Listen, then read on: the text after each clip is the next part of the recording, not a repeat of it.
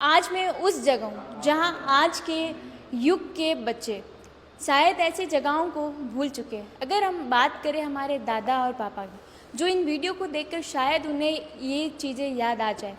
नमस्कार साथियों, मैं हूँ बसंती और आप देख रहे हैं द खटक।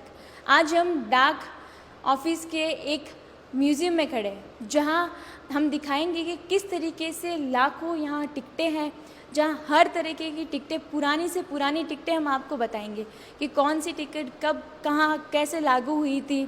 और डाक, जहाँ पहले पुराने ज़माने में लोग एक दूसरे को संदेश डाक के द्वारा भेजा करते थे, लेकिन आज की अगर बात करें तो आज के डिजिटल मीडिया ने इन सभी को ख़त्म कर दिया है।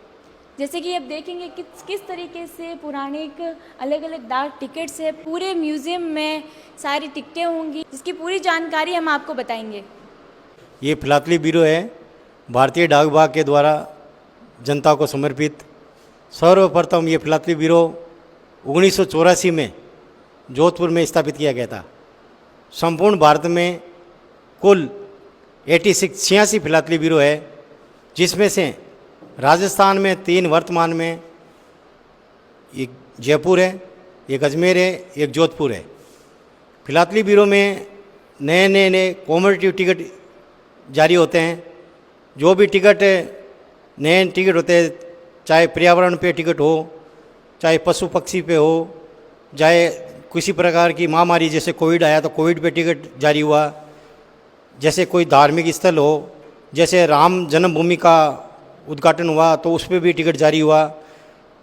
पर्यावरण की दृष्टि से खेजड़ली के जो भी है पशु पक्षी का है, खेजड़ली मेला जो भरा जाता है,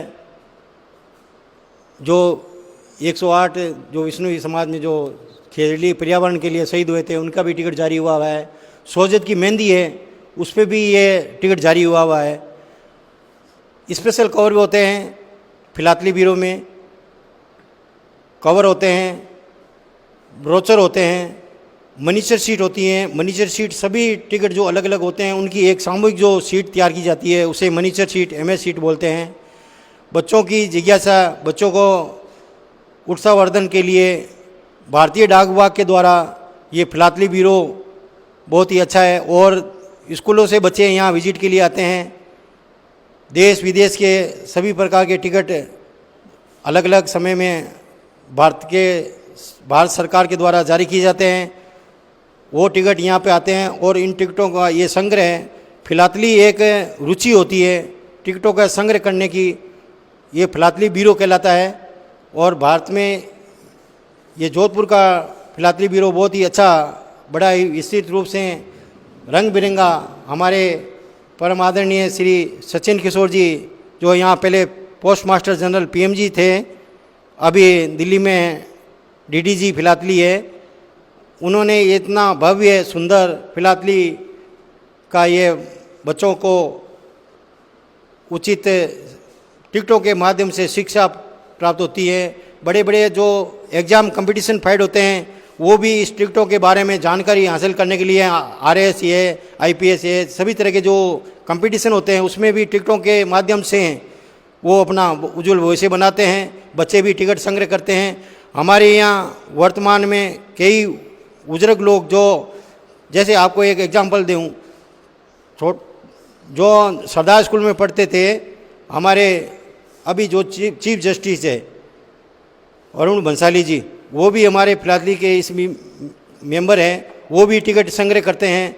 उनका भी हमारे यहाँ PD अकाउंट है। मेरे कहने का मतलब ये टिकट जो बचपन से जिनकी हैबिट होती है, उनमें वो टिकट अभी तक वो लेते रहते हैं। हमारे यहाँ जब आप सुबह आओगे तो हमारे यहाँ जो टिकट संग्रह करने वाले यहाँ बैठे रहते हैं, वो तो अलग अलग तरह के टिकट खरीदते हैं, लेते हैं, आदान प्रदान करते हैं, और उनके पास सभी तरह के टिकट उपलब्ध होते हैं। हम भी स्कूलों में बच्चों को टिकटों के बारे में जानकारी देते हैं और यहाँ फिलातली ब्यूरो में भी उनका विजिट कराते हैं, और ये बहुत अच्छा फिलातली ब्यूरो है।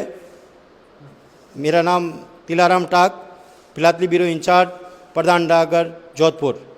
जैसे कि पूरी जानकारी के अनुसार कौन कौन से टिकट्स होते हैं, किस तरीके से कब कब ये टिकट्स लागू हुए, जैसे कि शिक्षा विभाग, रेलवे विभाग, सबके अलग अलग टिकट्स जारी किए गए थे। जैसे आज के आधुनिक समय की बात करें तो कोई भी इन सब टिकट्स को नहीं जानता है, क्योंकि डिजिटल मीडिया आ चुका है। डिजिटल मीडिया में लोग मैसेज एक दूसरे को टाइप करते जो कुछ ही सेकंड्स में पहुंच जाते हैं। लेकिन अगर पुरानी बात करें तो उस समय डाक के माध्यम से लोग अपने मैसेजेस करते थे, एक दूसरे को डाक के माध्यम से मैसेज भेजते थे, मैसेज वापस डाक के माध्यम से वापस मैसेजेस को रिसीव किया जाता था। यहाँ पर जैसा कि आप सब देख ही रहे हो कितना आधुनिक तरीके से ये बनाया गया है। यहाँ पे कई पर्यटक भी आते हैं। ये देखिए मैं आपको बताना चाहूँगी कितनी यहाँ पे टिकट्स है, सारी टिकट्स हम आपको बताएंगे किस तरीके से यहाँ पे लोग। आप भी अगर पुराने ज़माने के हैं तो आपने भी कभी डाक में मैसेजेस एक दूसरे को संदेश भेजे होंगे। अगर आपने भी कभी डाक के द्वारा संदेश भेजे हैं तो हमें ज़रूर बताइए, और ऐसे ही तमाम प्रकार की जानकारियों के लिए द खटक के साथ जुड़े रहिए।